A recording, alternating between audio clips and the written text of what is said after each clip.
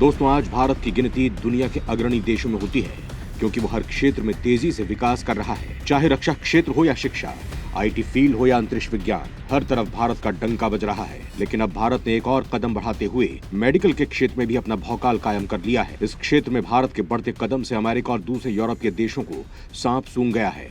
वहीं चीन और पाकिस्तान को बुखार चढ़ गया है क्योंकि अब दुनिया के लोग इलाज के लिए अमेरिका, यूरोप और चीन नहीं भारत आते हैं।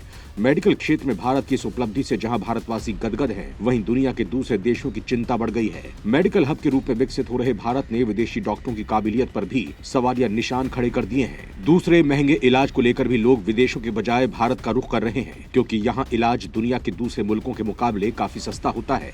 लेकिन अब सरकार मेडिकल हब को और आगे बढ़ाने की तैयारी कर रही है। इसके लिए बाकायदा प्लान तैयार कर लिया गया है। माना जा रहा है कि सरकार के इस प्लान के धरातल पर उतरने के बाद मेडिकल के क्षेत्र में वो भूचाल आ जाएगा जिससे विदेशी अस्पतालों की चूलें हिल जाएंगी, उनका दिमाग घूम जाएगा। मोदी सरकार का प्लान इतना मारक होगा कि अमेरिका और यूरोप के पैरों तले जमीन खिसक जाएगी। यही नहीं, आयुर्वेद, होम्योपैथी और यूनानी पद्धति से भी इलाज को भारत सरकार ने बढ़ावा देने की तैयारी शुरू कर दी है, जिसके लिए भारत को मेडिकल के क्षेत्र में दुनिया का सिरमौर बनाया जा सके। मतलब मोदी सरकार ने दुनिया के बाकी देशों के मेडिकल की वाट लगाने की पूरी तैयारी कर ली है। यानी अब हर भारतीय की छाती चौड़ी होने वाली है। अब आप सोच रहे होंगे कि ये सब होगा कैसे? आखिर मोदी सरकार ऐसा क्या करने जा रही है कि दुनिया में सारे लोग अब भारत में ही इलाज कराने आएंगे? आखिर मेडिकल के क्षेत्र में भारत कौन सा तीर मारने जा रहा है? ये सब मैं आपको बताऊंगा, लेकिन ये जानने के लिए आपको मेरे साथ बने रहना होगा और ये वीडियो पूरा देखना होगा। तो चलिए शुरू करते हैं। मेडिकल क्षेत्र में बदल रही भारत की तस्वीर, भारत को वैश्विक स्तर पर मिल रही है नई पहचान। दोस्तों, एक जमाना था जब भारत में सुई, बटन जैसी छोटी मोटी चीजों का भी आयात करना पड़ता था, लेकिन आज हम अनेक तरह के उपकरण दूसरे देशों को निर्यात कर रहे हैं। खासकर चिकित्सा के क्षेत्र में तो बहुत बड़ा परिवर्तन हुआ है। इसका सबसे बड़ा कारण है कि हमारे मेडिकल कॉलेजों की शिक्षा का स्तर बहुत अच्छा है। 4 दशक पहले की मेडिकल की व्यवस्था और अब की मेडिकल व्यवस्था को देखा जाए तो बड़ा बदलाव नजर आता है। अल्ट्रासाउंड, MRI, CT स्कैन जैसी तकनीकी सुविधाएं अब आसानी से हर जगह मौजूद है। हृदय रोग की चिकित्सा में बहुत बड़े बदलाव हुए।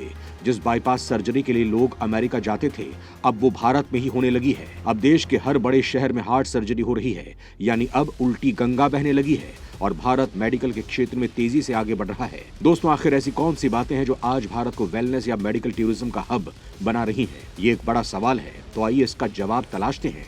दोस्तों, आज की तारीख में भारत दुनिया में टॉप 20 मेडिकल टूरिज्म मार्केट में शुमार है। इन शीर्ष देशों में वो 12वें नंबर पर आता है। वेलनेस टूरिज्म मार्केट 60 से 80 अरब डॉलर का है। इस सेक्टर में भारत की हिस्सेदारी बढ़ाने के लिए सरकार की ओर से भी कवायद तेज हो गई है। अनुमानों के मुताबिक भारत में 2026 तक मेडिकल टूरिज्म मार्केट 13 अरब अमेरिकी डॉलर तक पहुंचने के आसार हैं। 2020 में ये 6 अरब अमेरिकी डॉलर की थी। इस मुहिम के तहत सरकार ने 10 हवाई अड्डों पर ट्रांसलेटर्स तैनात करने का फैसला किया है। इसके लिए खास डेस्क बनाई जाएंगी। हेल्थ मिनिस्ट्री ने राष्ट्रीय स्वास्थ्य प्राधिकरण की मदद से एक बहुभाषी पोर्टल बनाया है। यहाँ विदेशी मरीजों को अलग अलग सेवाओं के लिए हर तरह की जानकारी मिलेगी। विदेश से भारत आने वाले 100 में से 7 लोग सिर्फ मेडिकल ट्रीटमेंट के लिए ही आते हैं। 2019 में 6,79,000 विदेशी सिर्फ इसी कारण से भारत आए। अब सवाल ये उठता है कि आखिर भारत में विदेश से लोग इलाज कराने क्यों आते हैं? चलिए आपको यह भी बताता हूँ। अनूठी है हमारी चिकित्सा प्रणाली, दुनिया को भारत बनाकर दे रहा दवा। दोस्तों, दवाओं में वैश्विक स्तर पर हमारी भागीदारी बहुत बड़ी हो गई है। जब HIV एड्स आया तो भारत ने ही पूरी दुनिया को इसकी दवाई बनाकर दी। इसी तरह रोबोटिक सर्जरी की शुरुआत हुई। इसका हार्ट सर्जरी, ब्रेन सर्जरी में बहुत बड़ा योगदान है। मेडिकल सुविधाओं के मामले में हम दुनिया के किसी भी देश से पीछे नहीं हैं। हमारे डॉक्टर और मेडिकल स्टाफ दुनिया में सबसे अच्छे पेशेवर माने जाते हैं। हमें चरक और सुश्रुत के सिद्धांत पढ़ाए जाते हैं, जिन्हें मेडिकल की भाषा में क्लिनिकल मेडिसिन कहते हैं। इसका मतलब है कि हम मरीज के उपचार में आधुनिक जांच पर ही निर्भर न रहकर अपने ज्ञान और विवेक से उपचार करते हैं। एलोपैथी के अलावा भारत आयुर्वेद, योग और प्राकृतिक चिकित्सा, यूनानी, सिद्ध और होम्योपैथी चिकित्सा की भी पेशकश करता है। भारत की पारंपरिक मेडिसिन में बेहद अच्छी इमेज है। आयुर्वेद, योग और नेचुरोपैथी के क्षेत्र में लगातार प्रगति कर रहा है। इसके अलावा सरकार ने 12 राज्यों में अस्पतालों की सुविधाएं बढ़ाने के लिए कहा है। इनमें दिल्ली, कर्नाटक, गुजरात, केरल, हरियाणा, पंजाब, महाराष्ट्र, तमिलनाडु, तेलंगाना, पश्चिम बंगाल, आंध्र प्रदेश और असम शामिल हैं।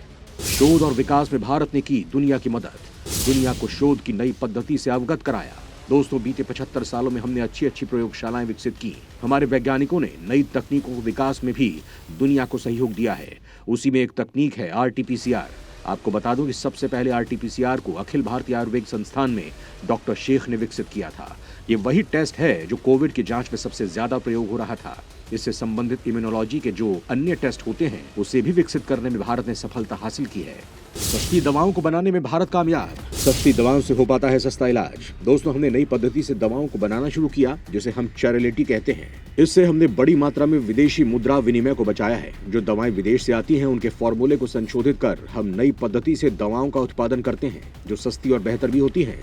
ये बहुत बड़ा बदलाव है। कोविड-19 महामारी की शुरुआत में हमारे पास न मास्क था, न पीपीई किट थी, न टेस्ट की सुविधा, लेकिन 2-2.5 साल में हमने इसे इतना विकसित किया कि हमारी जरूरतें भी पूरी हुई और हमने दूसरे देशों की भी मदद की। हमने वेंटिलेटर, रेस्पिरेटर, ऑक्सीजन कॉन्सेंट्रेटर बनाए। कोविड के संदर्भ में चिकित्सा पद्धति का जो विकास हुआ वो बहुत अनूठा है। हमने ऑक्सीजन प्लांट बना लिए, DRDO ने उपकरणों की सुविधा उपलब्ध कराई। आज हम पूरे विश्व को टीकों, पीपीई किट, मास्क, वेंटिलेटर आदि उपकरणों का निर्यात कर रहे हैं। दोस्तों, इतना ही नहीं, भारत में इलाज कराने के लिए आने की सबसे बड़ी और पहली वजह सस्ता ट्रीटमेंट है। अमेरिका, यूरोप और दूसरे अमीर देशों के मुकाबले भारत में सर्जरी का खर्च सस्ता पड़ता है।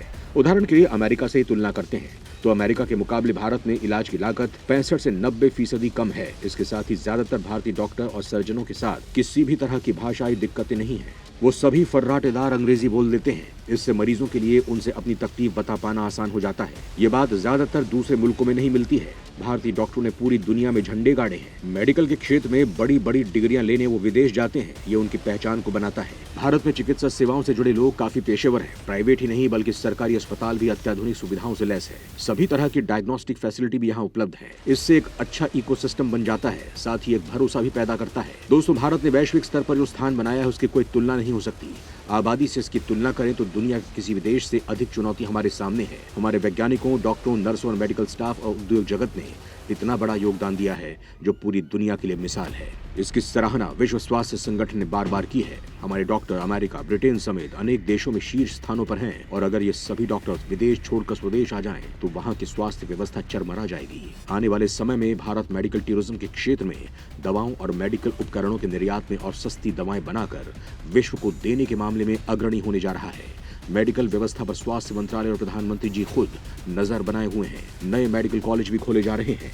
पहले जहां सरकारी मेडिकल कॉलेजों की संख्या 10 से 12 हुआ करती थी, अब जिला स्तर पर मेडिकल कॉलेज खोले जा रहे हैं। कई राज्यों में मेडिकल कॉलेजों की संख्या बढ़ाई जा रही है। चिकित्सा के क्षेत्र में भारत ने जितनी भी उन्नति की है वो सराहनीय है। ऐसी उम्मीद की जा रही है कि पीएम मोदी के नेतृत्व में देश का मेडिकल हब एक अच्छे सुनहरे कल की ओर आगे बढ़ेगा। जय हिंद, जय भारत।